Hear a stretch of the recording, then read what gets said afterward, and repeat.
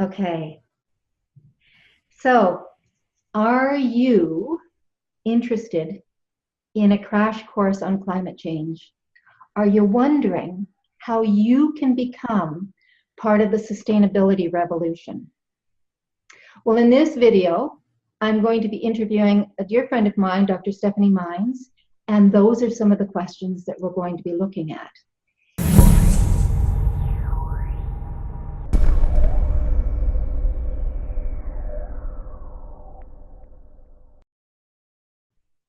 So if you haven't met me before, if this is the first time you've been seeing one of the Finding Joy videos, my name's Deb Swanfeld, and I'm a longtime trauma therapist. I've worked mostly with children and families, and I'm very interested in helping us shift from being trauma-focused, living in 3D world, the world that we have all grown up through, into finding the joy that we are, and from that place of more expanded consciousness, really looking at creatively finding solutions to living life here at the beginning of the 21st century. And of those conversations, there's nothing, in my opinion, that's more important than looking at the climate change conversation that's happening.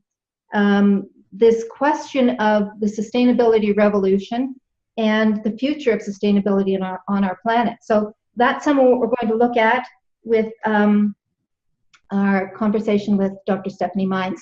So Stephanie, maybe we could begin by first looking at who you are, some of your life experiences, leading up to really this really quite liminal and precious vision that you had in 2016 about a climate change conference. So how that happened, how it made sense to you in terms of your life experience, and how it has evolved. So, you know, just beginning with any of that, maybe first who you are a little bit. Thank you, Deb, and it's so wonderful to reunite with you at this moment and in this context.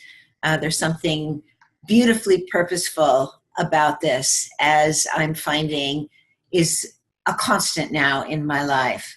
So my particular background, originally I entered the adult years of my life with every intention of being an author and a dancer, a poet, and I was actually succeeding on that track and enjoying it very much when somehow my course was changed by fate.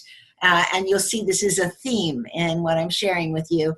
And that change in course resulted in me going to graduate school after I already had my master's in literature and creative writing and becoming a neuroscientist. So a major career shift as I became someone very curious about the human nervous system and the relationship between the mind and the body, specifically as we as human beings respond to overwhelming experience. So my doctoral research was actually in traumatic brain injury, and that really supported my deeper investigation into how do human beings recover from trauma, from allostatic load, from the greater magnitudes of allostatic load or trauma that are defined in my rubric as shock. And I pursued that curiosity quite passionately. I've written 5 books on that topic, various aspects of that theme, such as sexual abuse, sacred wound, transforming deep trauma, we are all in shock, how overwhelming experience shatters us and what we can do about it. And they were families, how war comes home, and new frontiers in sensory integration are some examples of my investigations and the clinical work that I've done. On November 6th, Just before you get on with that, Stephanie, just to let people know, I will put links to all your books and to your website as well into the description below so that people can really sort of have a look at purchasing some of your books if they're interested in specific titles and really understanding the seminal importance of the work that you're doing, particularly with children, around understanding the impact of trauma and ongoing chronic stress, which we're all experiencing on the planet at this point in time. But I'll put all of those into the links below, as well as I know you have a beautiful introductory video about this conference that you're going to describe to us now. And I will also put that link down there so that people can look at. I'll put it up in the cards as well so that people can continue this conversation. But do tell us about this vision that you had in 2016, because when I read about that, I was like, wow, that is a really remarkable experience. Thank you so much, Deb. Yeah, the compilation of all my work with trauma is under the title of the paradigm that I've developed, which is called the TAR approach. And you're absolutely right. That really laid the groundwork for what happened for me personally on November 6th, 2016. So I am certain that the people watching this will recognize the significance of that date. And I am married to an environmental attorney who has been instrumental in creating the protective environmental legislation that has really made it possible for people to breathe, for people to be able to live protected from the kind of pollutants that have really escalated in our increasingly industrialized environments. So that increase in industrialization and corporate takeover of the food we eat, the products we put on our bodies, the things we have in our homes, that corporate escalation really was not ever with an eye to protecting human beings from the contaminants that those productions generate. And my husband, I'm very proud to say, has been one of the leading advocates in thinking of protecting human beings and children in particular, since they are the most vulnerable. They have the least organic resources because of their still developing organic systems to protect themselves against these contaminants.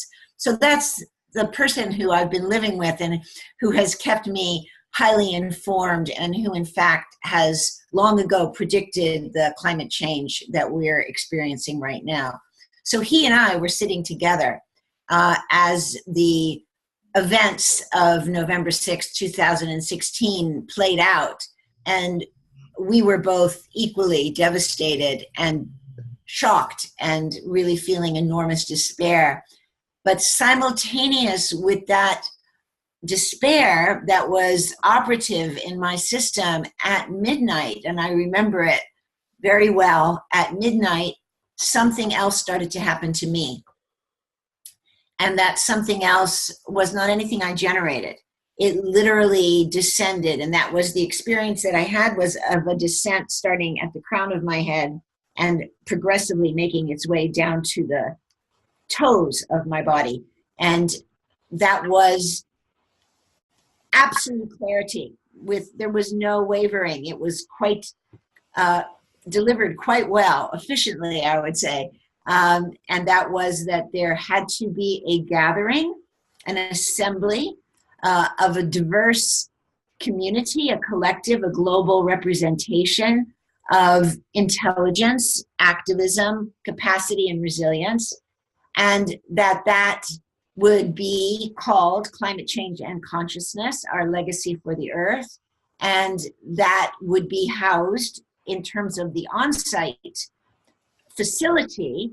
There would be both an on-site and then a larger live streaming component, but the on-site facility would be the Findhorn Foundation in Northern Scotland, where I had already taught and been a keynote presenter at conferences over many years. And it is an eco-community and has a history of a very powerful relationship, not only with the land, but with the subtle realms that are connected to that land and to the plants and the trees, and all proliferates there as a result of the development of the Findhorn Foundation. So that was very clear that this gathering would be at Findhorn and that it would be divided into 3 sections in terms of the structure, and those 3 sections being awake, celebrate, and act. And details like that were delivered to me clearly and directly and so quickly. I don't know the exact time, but I know that it was no later than 12:10 or 12:15 at the latest that I said to my husband, this is what has to happen. Wow. And I laid it out. He was the first person to receive the direct download. And he said, yes, of course. And my life has not been the same since. So I did propose this design to the Findhorn Foundation. And of course, that is a collective, that is a community. And it had to be accepted by the entire community. And that took some time. So that was in November, and it was January of the next year that I actually got the confirmation that Findhorn would accept this proposal. I had to develop an actual proposal. I had to get commitment from some presenters in order for that proposal to be viable. And that ensued, and the event is now manifest. The event is now itself fully booked. So the purpose of this video is not at all to generate registrations. So 6 months prior to Climate Change and Consciousness, which launches on April 20th, 2019, we are fully booked. But as I mentioned earlier, the conference is not intended solely for the people who will be in residence for the week of the conference. The conference is beyond a conference. It's a movement. It's for the world. It is a global event. It really captured for me when I heard about it, that sustainability revolution concept, Stephanie. And I think, there were 2 aspects of it at first that really resonated for me. And, I get shivers when I hear you talking about the vision that you had, because it really resonates in my heart as well with all the work that I've done with children and with families and with stress and trauma as well.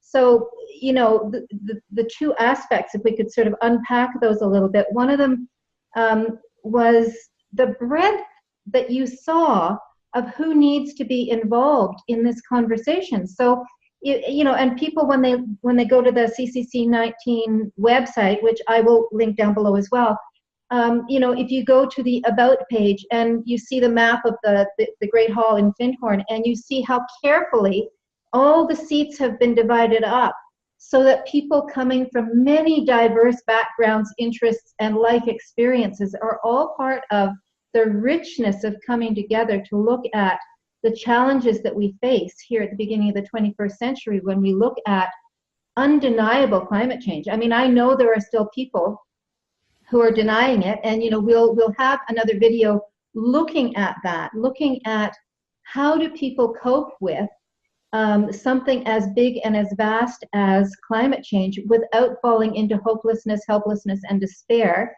and that sort of frozen parasympathetic response that can happen that leads us nowhere aside from avoiding the conversation. So, we can talk about that another time. But for now, what really captured my heart was just the breadth of who you saw in your vision about who was going to be part of the solution. So do you want to just talk a little bit about that so that people really have a chance to understand that? It's new and novel, I think.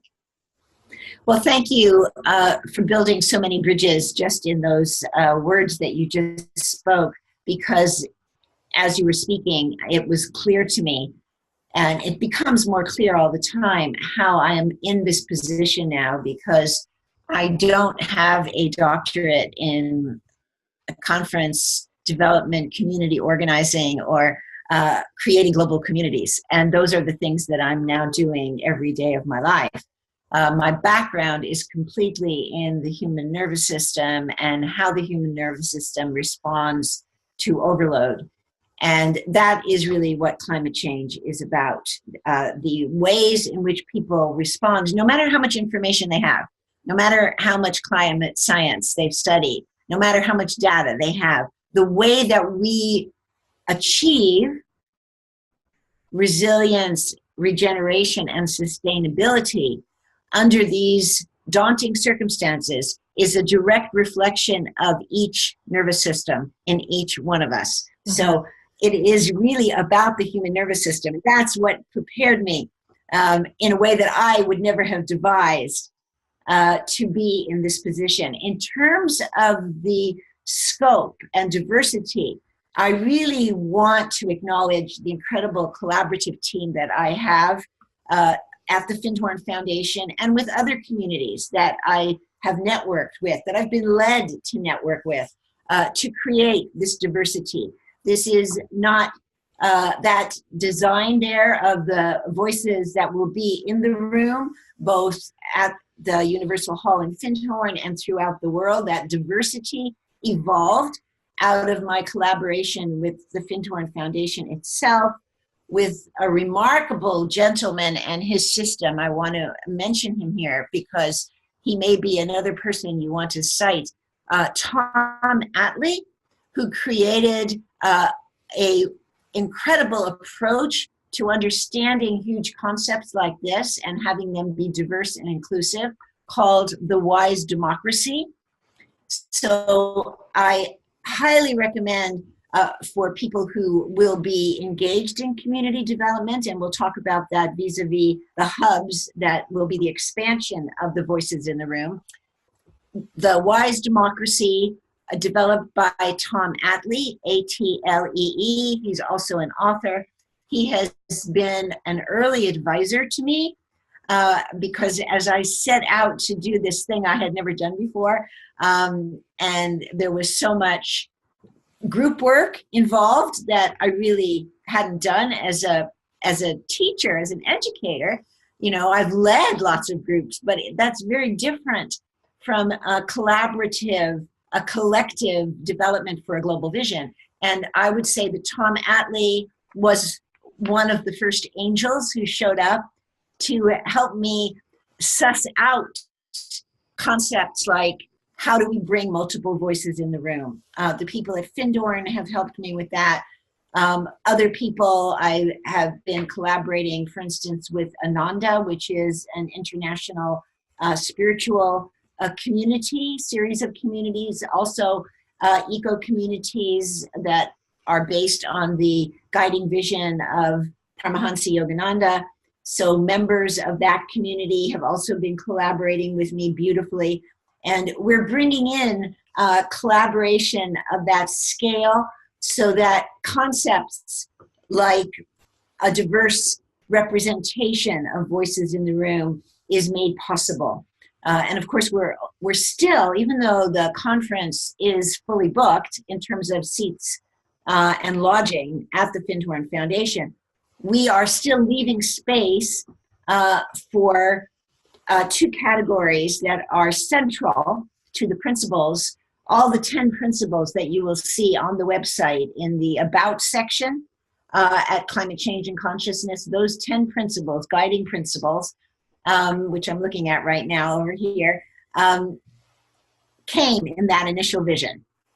So those 10 principles were part of the initial download. They've been sussed out a bit more in language, but they were all fully there at that original vision. And two components are indigenous representation and youth and indigenous youth. So we still are looking for funding so that we can bring more youth. We're holding space for more youth, and we're also holding space for more indigenous leaders. We do have remarkable indigenous leaders who are already engaged to participate and present, but we are leaving space. We already have identified and are still identifying more indigenous environmental leaders and also indigenous youth.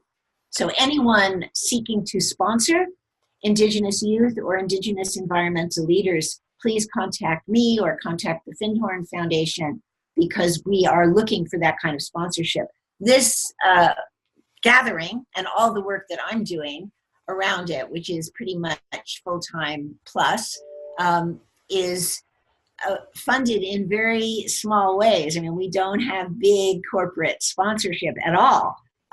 We have gotten a few, I would say, relatively modest contributions, for which I'm extremely grateful. But we don't have large-scale funding. Many people have directed us towards that, but it hasn't happened. So if anybody knows any large-scale funders, because this is how networking works, right? Is, you know, somebody hears and watches this video and says, "Oh, I actually know somebody." So I will put links again down there so that people can contact either you or Findhorn about that possibility about sponsorship. You mentioned the two groups that that really stand out that you're holding space for. You know, we talked a little bit about the importance for youth to be part of the conversation because they're at the impact. I mean, they're the ones that we are giving the world to, you know, in whatever way that the adults on the planet are going to be doing that. So, and at this point, you know, with the brains still in development and the vulnerability that goes along with that, I think there's also tremendous wisdom in our youth, in the youth that are on the planet that have been called to be here at this point in time, that really need to be a part of the solution as well. So I'm so glad that you're inviting and holding space for youth. And I think the other group around indigenous leaders is so important as well. You know, as I read more about climate change, there's this sort of first world narrative about it that goes something like either it's happening or it isn't, or maybe the media is making it worse than it really is. And missing from that conversation, you know, in our first world countries is really the narrative from the people whose lives are being most affected, which is indigenous communities around the world, in, you know, islands in the oceans, in South America and Africa, in countries where you know, the reporting just doesn't do them justice in terms of how they're experiencing profound changes in their ways of life because of climate change.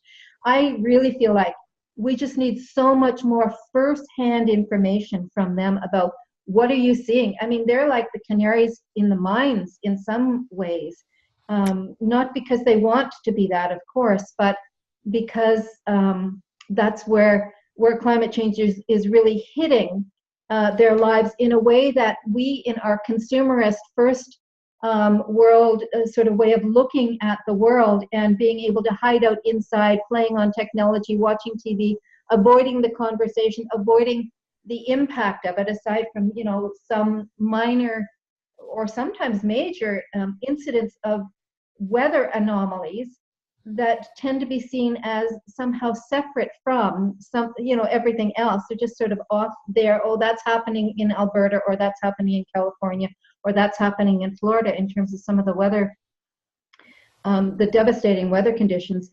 So, you know, to me, really hearing from some of the indigenous people whose lives are already being profoundly affected gives us an opportunity to see, if we don't change how we're connecting with each other, how we're connecting in our own hearts with climate change, how we're living our lives, then these are the people whose lives are already changing, who are really able to inform us and educate us about what we're all headed towards. Yes, and again, if you look at those 10 principles, you'll see that it's not just that we're inviting youth and indigenous leaders. They are central to climate change and consciousness. They're also central to everything that occurs after climate change and consciousness ends as the event at the Findhorn Foundation. And I want to put everyone's attention on the day after that event, because climate change and consciousness, what we're calling CCC 19, is not the end of the vision that I had on November 6th, 2016. It is the beginning, because it is what we do with that experience that makes all of this worthwhile. So youth and indigenous leaders and indigenous youth not only have to be represented, they have to speak and we have to listen. Yeah. And they are the voices of the natural world and of the subtle realms. And that's why we must listen to them. That is really the responsibility of first world peoples. And that is really the responsibility of anyone who cares about the fate of humanity and the fate of society. It's a time for listening. It's a time for hearing what the natural world has to tell us. And the natural world and the nature spirits that were so instrumental in forming Findhorn, which is an explanation for why the conference is placed there, they are ready and eager to guide us. But they can't do that unless we ask and unless we listen. And that means creating space. So the people who are the most affected by the devastating impacts of climate change are poor communities, the people who had nothing to do with creating climate change, young people, youth, babies, and those babies who are in utero, who have not even perhaps been conceived yet. So those people, we need to listen to them because they're the ones, they're the first line of impact, and they're already receiving that impact, and they have wisdom to give to us because of their vulnerability and because of their sensitivity and because of their connection to the natural world. So the other groups are there really to listen to the youth and listen to the indigenous leaders. And my prayer is that, and I'm doing my best to assure this, the structure of the actual gathering will revolve around that necessity. And what I would like to refer to here is the possibility and the encouragement that I want to put out to everybody who is listening and watching this, that you can participate through live streaming hubs. This is very important. The conference is booked, but that doesn't mean anything in terms of the possibility of many, many thousands of people. The intention is of that original vision. The intention was not for this gathering to be about 400 people. The intention was for this to be about many thousands of people, many communities, and about the development of sustainable communities globally. And that is made possible through live streaming hubs. So we're going to look at that next, Stephanie, because, you know, just before we go there, you know, the one thing that I really picked up on when you were just talking, what came into my mind about the importance of us listening was really that Japanese parable about, you know, the student going to the master and asking for a cup of tea, and the master kept pouring and pouring and pouring until it was overflowing. And, you know, the message was really, you know, if we're all full up like that teacup, thinking that we know the answers, thinking that we know best, we're going to continue to perpetuate the same kinds of problems that have not led to solutions, that have not led to sustainability on the planet, that have not led to listening to the wisdom of those who are different and yet the same as us on the inside. So I really love that, that, you know, building in the capacity for those who think they know better to really open our ears, and more than our ears, it's really opening our hearts to listening to what others are already experiencing that we haven't experienced yet. So let's talk about the community. So there are three. So there's the hub that's happening for that week in late April, the 20th to the 26th in Findhorn, Scotland, and there are three. You know, this was the other aspect of your vision that was so powerful for me, Stephanie, because, you know, probably everybody who's watching and listening to this has had the same experience that I've had, where I've gone to a workshop And it has been life-changing while I've been there. And then I go back to my ordinary everyday life, and it's hard to build bridges in terms of bringing that with me.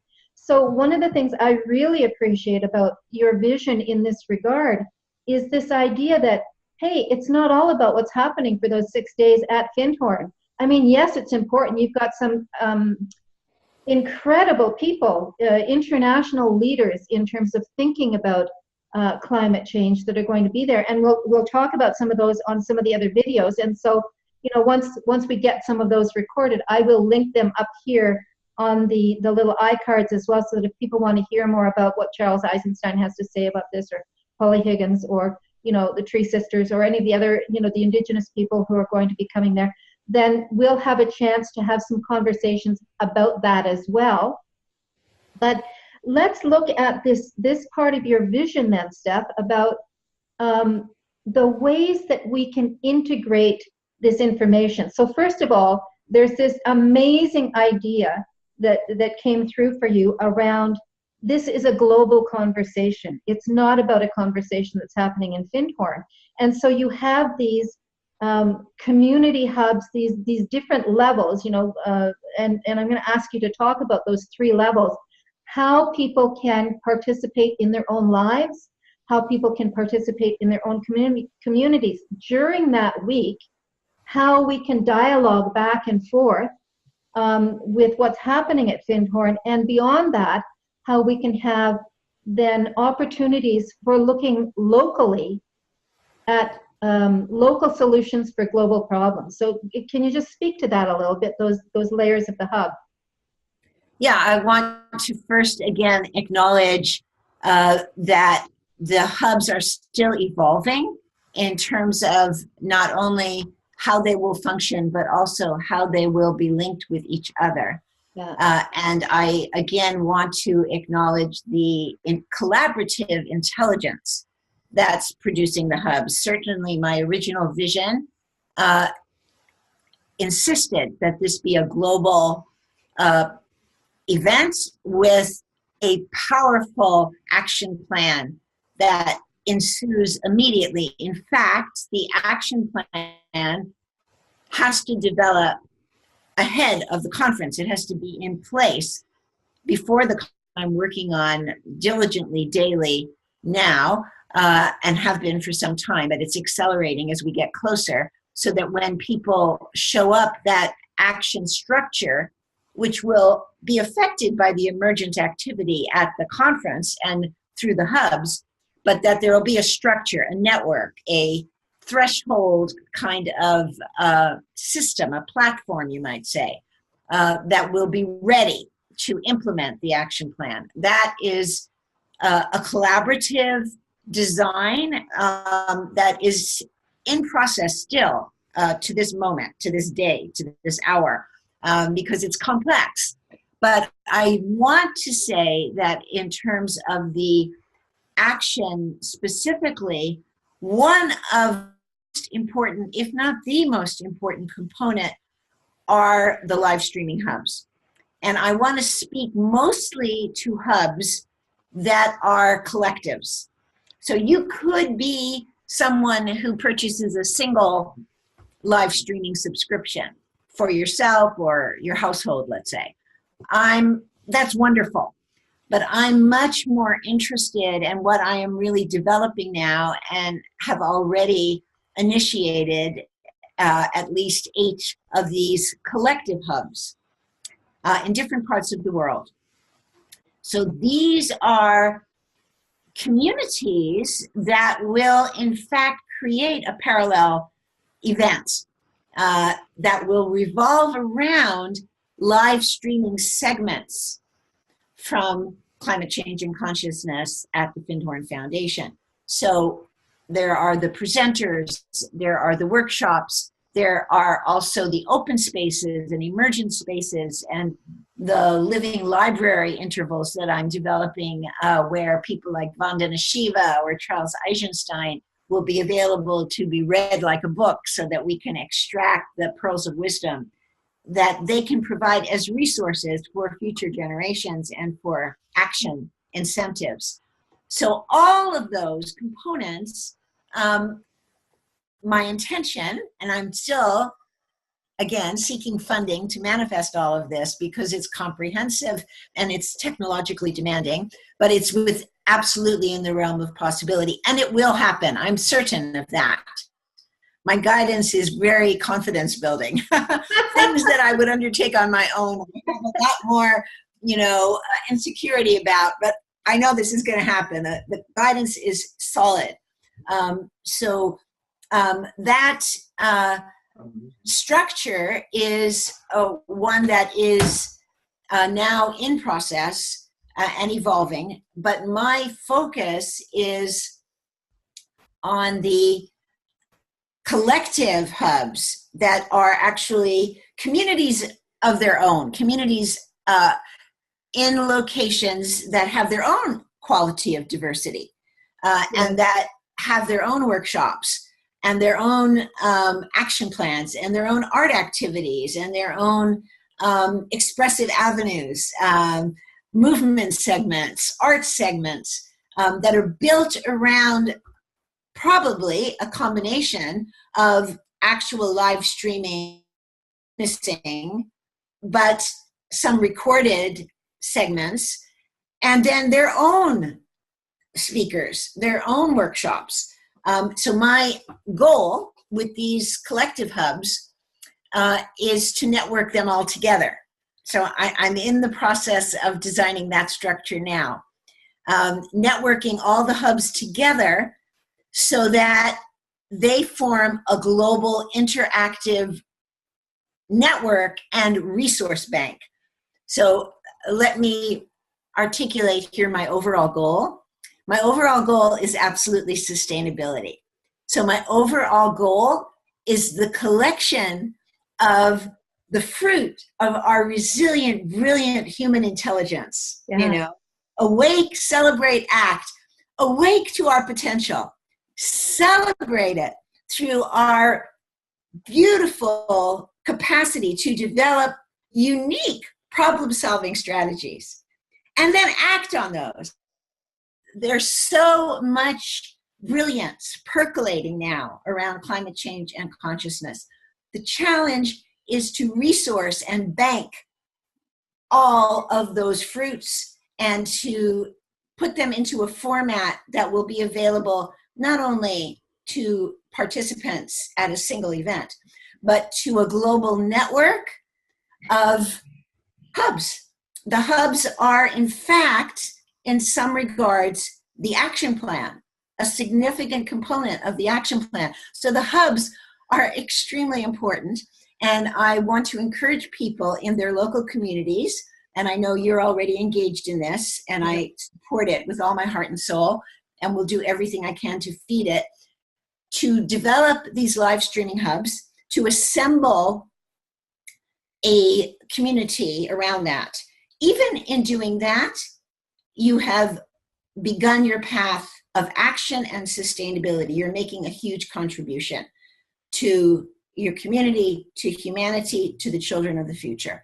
So that community becomes your arc of sustainability moving forward. As you begin to share resources, as you begin to generate ideas together, and as you begin to create action plans for food sourcing, action plans for water sourcing, action plans for health. That's one of my major interests. I'm developing an entire container called Sustainable Health for a Climate Changing World, and I'm training sustainable health practitioners, including pediatric sustainable health practitioners. So within your local communities, you have all these resources, but we want to fuel them with this bank. Stephanie, to your website, people can access more information if they're interested in becoming sustainable healthcare workers in your own communities, to be working with your children, to be working with your elders, to be working with people of many different ages, stages, wherever they live in terms of socioeconomic status, wherever they've come from in terms of their history and their ancestry. So really, part of what you're identifying there is, practically speaking, this is not a conference. This is a conference on climate change, but it's not a conference on climate change that's meant to happen up here for that week. And then people go away and say to themselves, oh, that was really an interesting, wow, I really enjoyed that. You know, I love meeting, I love talking about that, and then nothing happens about it, right? So part of what I love about your vision is that there are these hubs that are interconnected. Because it's interesting, Stephanie, one of the things that I've found is I've started to gather some steam here in Little Aurelia. It's not a large community, maybe 130,000-ish. We do have a couple of universities here and a community college, and we care about about our community, and we care about climate change as well. So in some ways we've been very forward thinking, but the interesting thing to me is how easy it is for us to work in our own little silos. So there's lots of stuff that's happening, I'm discovering, that I didn't even know about. And as I sort of raise this topic about climate change and this sort of crash course on climate change that's coming in April, this opportunity to begin, to me, it's not even just having the conversation, that's important, but it's organizing all the people who are already doing their bits and pieces, and having people come together with that rich diversity to share that with everybody else, and then looking beyond the conference, then beyond that weekend, how do we keep the momentum going? How can we have like a steering committee about climate change, really the hub of a wheel with many different spokes coming out of it, that people can continue to interact richly with, so that the conversation continues to happen, and we begin to develop sustainability that has a grounded sense of resilience to it. And it's grounded in our collectivity rather than just I'm doing this and he's doing that and she's doing that. It's the collectivity of us all coming together that really grounds us into the planet and into longer term being able to find and create action plans and solutions that are going to make a difference on the planet. I'm incredibly excited about the conference, but also about what this process offers to every single person on the planet. So I know we're going to have another conversation about how do people set up a community hub, because that was certainly one of my first questions. Was like you, I'm sort of a wading in hip deep when I don't really know where I'm going kind of person.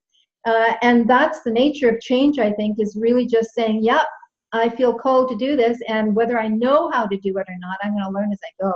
It's flying by the seat of my pants once again. So, but that's how innovation and creativity and resilience all come together in all of us. I mean, we're an incredibly creative and resilient lot, us humans, and so I feel incredibly hopeful in spite of the the devastatingly bad news sometimes that we hear about. I really feel like this opportunity in next April offers us a chance to really bring all our brightness, all our gifts together. We didn't talk a whole lot about who's in the conversation, but I mean, you've got artists and musicians and politicians and the media.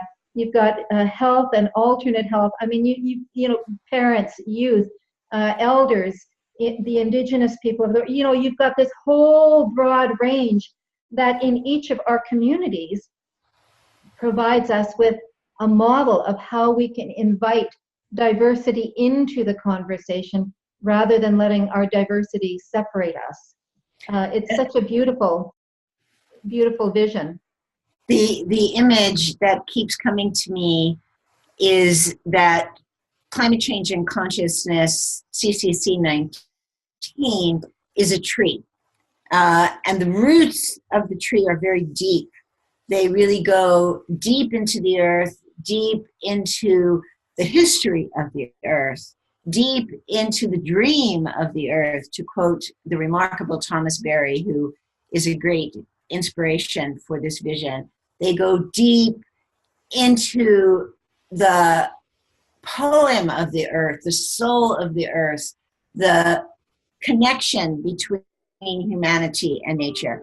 And then the branches of the tree really are all of these hubs that shelter humanity. And I would say, you know, the trunk of the tree, really, the substance, the core, the sap of the tree is our love for humanity. Yeah. And to me, the image of that and what's in front of me all the time as I work on climate change and consciousness are children, my own grandchildren, but the children of the world.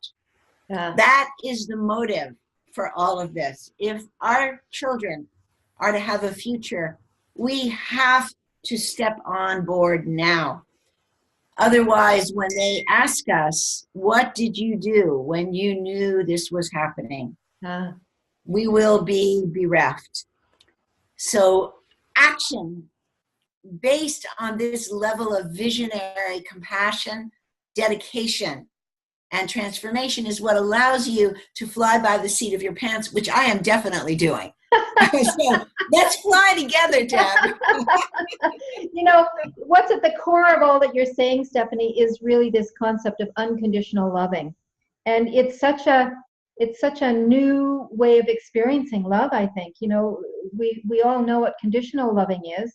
We've all experienced that. You know, I love this about you, but I don't really love that, or, you know, this is okay and that's not okay. But really this concept of the purity of, you know, the love that we bring with us as souls incarnating in a human experience, in this human vessel, that part of us is the part of us that's really calling to be part of this conversation as well, in order to allow love and joy, the joy that we are, to be part of the conversation, to be part of the solution.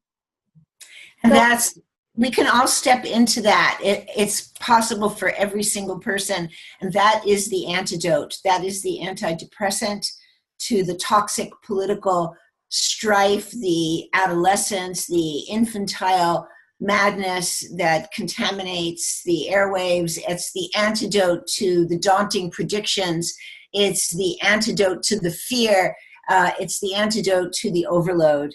And I join with you, Deb. I want you to organize a beautiful hub there where you are. And for this video, this experience, this interview, to seed many, many more hubs in communities. We are the change we have been waiting for. And I love to add to that, Stephanie, you know what? If not us, who? And if not now, when? Yeah. So I want to say climate change is the crash course. It is the crash course. Yeah, it is. And, you know, it's the crash course, I feel like, in humanity growing up finally. You know, from a rocky adolescence around, it's all about me and I'm just going to do what I want, regardless of the impact that I don't really see and don't really care about anyways, to really looking at our divine interconnectedness with all life everywhere, all life forms on the planet. And that, to me, is really what love is. So yeah. I want to thank you so much for this beautiful conversation and for this amazing vision that you had on the fast on the heels of the election in 2016 was that date, that specific date in November. And I think, you know, sometimes the wake-up call comes for all of us in very unexpected ways. Sometimes that's, you know, a leader that we really hope is going to lead us in a good way and we put all our trust in and then we forget when we go about our daily lives. But, you know, perhaps the blessing of the current leadership in the United States is really that he doesn't allow us to do that, to fall back into apathy and asleepness. You know, the invitation is really for us not to put our trust and faith in one human person. As you're speaking, there's this incredible showering. I've never seen this before. There's this showering of golden leaves in front of my window. And I sit in front of this window a lot. And I live out in the countryside with a lot of incredible ancient trees, but they're all showering these golden leaves. It looks like gold is showering down. Well, and that's each of us in some ways, Stephanie? I mean, we're each leaves on the tree of life, and we each have a role to play in this. So rather than giving our power over to somebody else to make a difference and then being happy or unhappy with how he or she manages that, you know, the invitation is really for us each to step into our own sovereignty as spiritual beings having a human experience and be part of the solution instead of just complaining about being part of the problem. So I really want to thank you, Stephanie. It's been an amazing experience having this conversation with you. Stay tuned, those of you who are interested in this topic, around a crash course on climate change, which describes the reality for all of us. I mean, it doesn't matter how much we know or think we know about climate change, we don't know enough. And the knowing is going to come from these opportunities to come together in these hubs to really begin to look earnestly, much more deeply, at what humanity has co-created, how we've done that, and how we can bring all our gifts, all our skills, all our creativity, all our resilience together to be the change that we all want to see on the planet. So I want to thank you, Stephanie, from the bottom of my heart. You know, I knew when I met you at Findhorn in 2013, I think it was, that there was just something special, that I have felt like the bond has been there, and now it's clear to me what that is. We share this vision together, and I'm really hoping that others watching this video, that your heart is going to be opened as well to becoming part of this conversation. And I'd love to ask you, what touched you most? Question of the day, what touched you most about this interview with Dr. Stephanie Mines? Where do you see this conversation going in terms of your own participation? Please be part of the conversation. You know, add your comments in down below. If you have questions that you want to ask that Stephanie and I can look at answering, I know we're both going to be very pleased to do that. But please become part of the conversation about this. If you've liked this conversation and want more, please hit the like button there, subscribe to see more of our videos. And if you want to ring the notification bell, then you'll be notified every time Stephanie and I do another video. And I will put all of these into a playlist on climate change so that it's easily accessible.